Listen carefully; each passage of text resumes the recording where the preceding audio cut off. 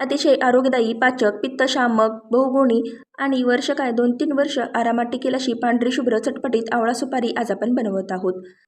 तर त्यासाठी इथे मी अर्धा किलो आवळे स्वच्छ धुवून व्यवस्थित असे एका सुती कपड्याने पुसून घेतले. आता हे आवळे आपल्याला एका मोठ्या छिद्राच्या किसणीतून किसून घ्यायचे आहेत.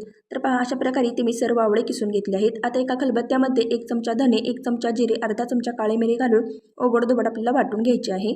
पहा अशा प्रकारे.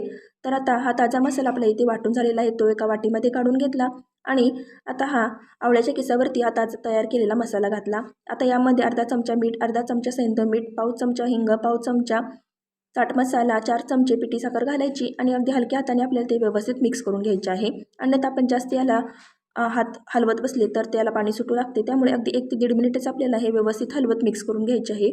नंतर आणखीन 1-2 ताटामध्ये ते व्यवस्थित असे पातळसर पसरून घ्यायचे. कडकडीत उन्हामध्ये 2-3 दिवस वाळवून घ्यायचे आणि चटपटीत आवळा सुपारी आपली तयार आहे.